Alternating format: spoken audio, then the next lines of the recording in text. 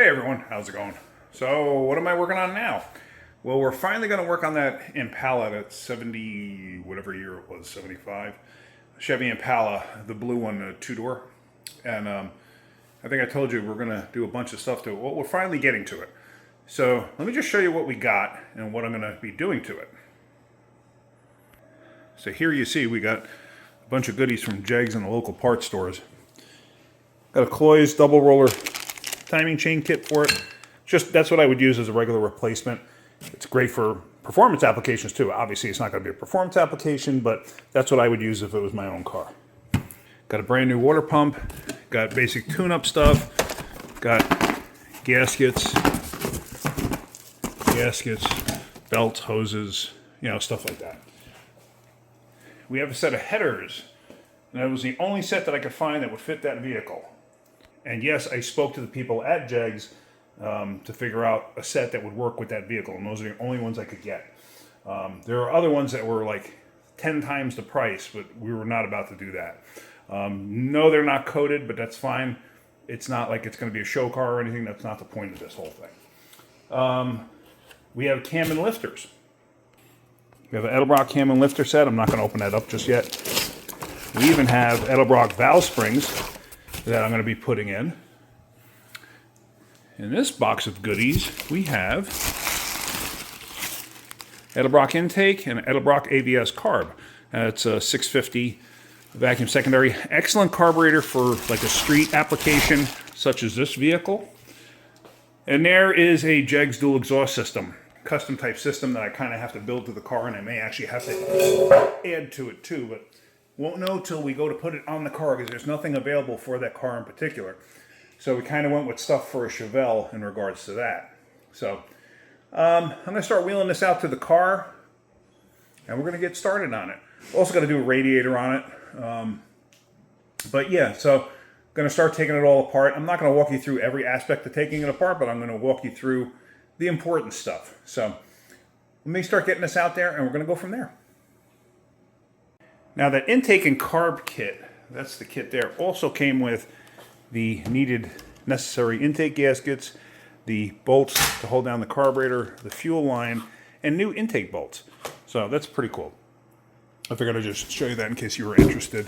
Yeah, so we're just wheeling this stuff over. I'm going to leave the big stuff like the exhaust and leave that till later. All right, let's get this over there. So I just wanted to show you, I stripped down the front of the motor so far.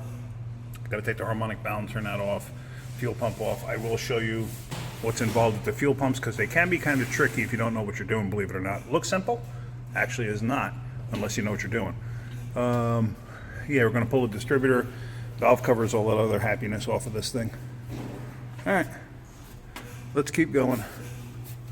I'm going to show you the reason these old motors, engines from GM, Ford, and Chrysler, well, they all manage to leak oil. Well, not all of them, but most of them. I'll show you that once I get the harmonic balancer off. You'll understand. All right, so I got most of this ready to come apart now, except for the front cover and stuff, but the intake's ready to come off and the valve covers are ready to come off. I took all the hardware off, just got to take them off. I haven't broken the seal yet. Anyway, what I wanted to show you is this. Those of you old timers out there, this is from the exhaust manifold bolt. This holds the exhaust manifold. This was on the side over here where oil was leaking down on it. Okay, look at that clearly, and you see all the oil on it. They say you can't smell a picture, but I bet you old timers out there know exactly what this smells like, and it is pungent. Like, wow, it reeks. Well, kind of used to it over the years. All right, let's get ready. Let's pull the valve covers off. I'm curious if this thing's a sludge motor. You never know. I don't know what we're going to find. Let's start pulling it apart. So let me just set you up in a little tripod right here.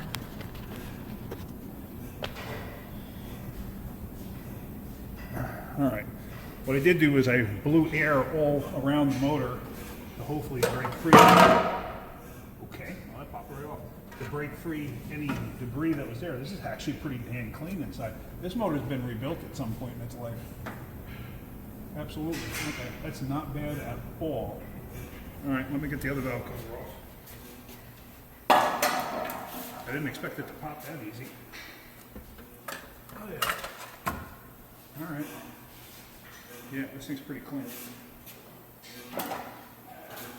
I apologize, I do not have a microphone on.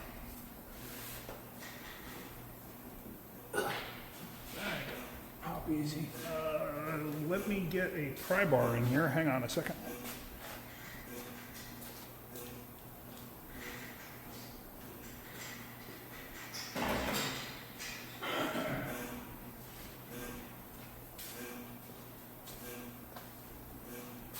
Try to pop this thing up.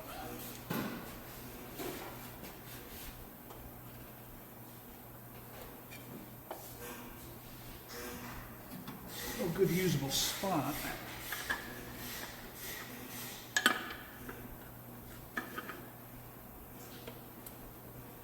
You end up punching yourself in the jaw doing that.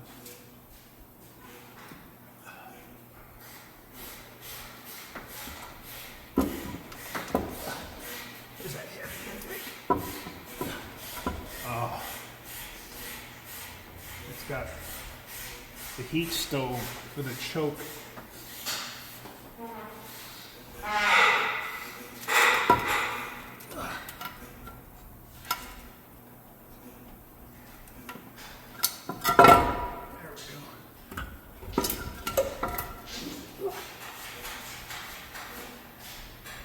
There we go. That's a heavy intake. All right, this motor's pretty darn clean. All right. Wow, I shouldn't have picked that up by myself. But yeah, this is pretty surprising it's that clean. That's good though. That's good.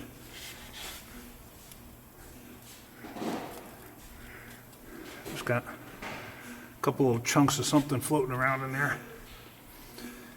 All right, gonna have to vacuum all of that out. But that's pretty clean. Hang on a second.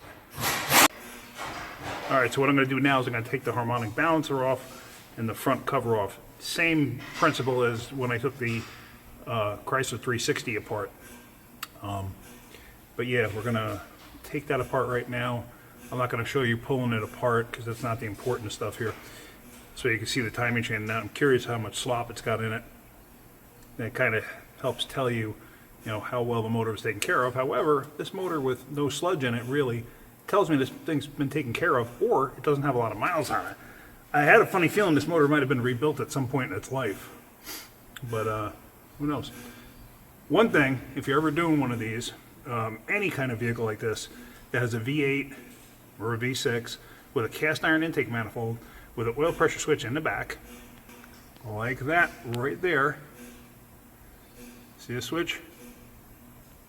Take the switch out before you put the intake on. I've seen it happen more than several times where people went to go put the intake on, and because of the weight of it, they swing it over and they smack the sensor and snap it off in the block. I've seen it happen, like I said, more than several times. So just something to consider there. All right, let's start taking this front cover stuff apart, and we're going to go from there. All right, let's knock the balancer off. I did already start to loosen it a little bit, and I figured, let me just show you.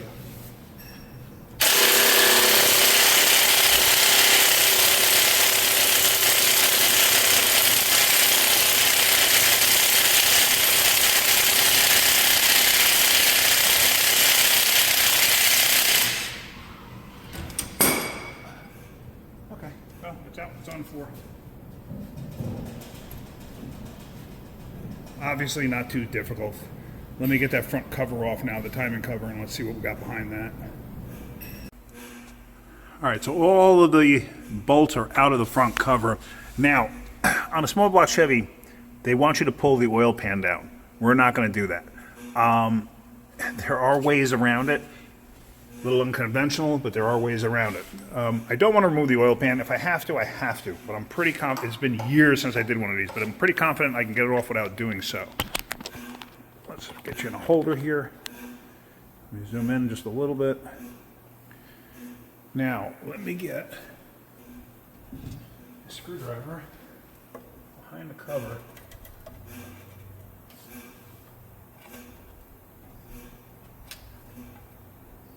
Pretty sure I can get it off. Might not be able to. I don't recall if you have to take the two front oil pan bolts off. You may have to. I don't recall.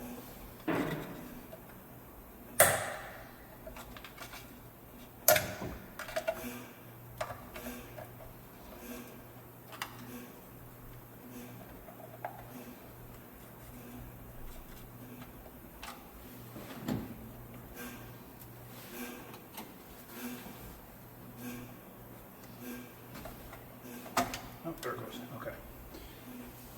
Now, with the cover off, let me zoom back out. Oops, sorry. With the cover off, see how the corners here bent up?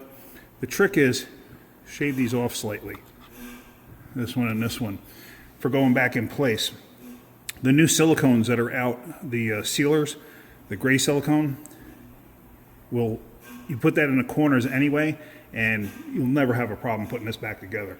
But let's see how much slop is actually in this chain. And wow, it's got quite a bit of slop in it. And that's actually a fiber gear or a nylon gear. Let me just clean my hands off with a rag here. Hang on.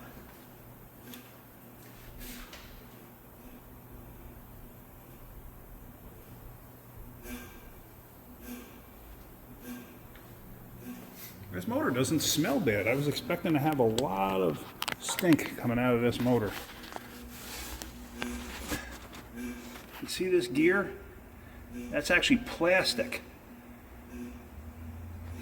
It's plastic, or Teflon, or nylon, or whatever the heck it's called. Nylon, I think it is. I said Teflon, I meant nylon.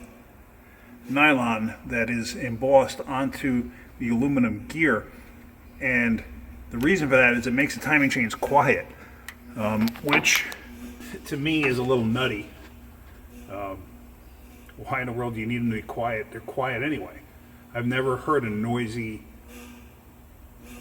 steel-to-steel timing chain, the chain with the steel gears. I've never heard of a noisy one, especially a double roller, which that's what we're putting on there is a double roller. This is a single roller. What does that actually mean? So just clear that up. Single roller means it's got a single cog on a single cog chain. A double roller is a double cog chain with two of these gears, but they're smaller, they take up the same amount of space, but think about it, it becomes a stronger chain. They're a little more accurate, a little more durable. So we're going to end this video here. The next step on this video is we're going to be pulling the camshaft out and we're going to be changing the valve springs. But that's going to be a completely different video. Yeah, and then everything's going to have to start going back together. All right, well, that's it for this video. Oh, I've got to change the fuel pump too, and I'm going to show you the trick I was telling you about. And the trick involves this. The trick involves that bolt. There's the fuel pump. That bolt is the trick. And before I knew the trick, I tell you what, I used to fight with those fuel pumps. But then I learned the trick. I'll show you. I'm sure a lot of you know what it is already, but in case you don't, I'll show you that on another video. All right, guys. Well, if you get something out of the videos, if you are, hit that like button. If you could, please subscribe. All right, have a great day. Keep wrenching.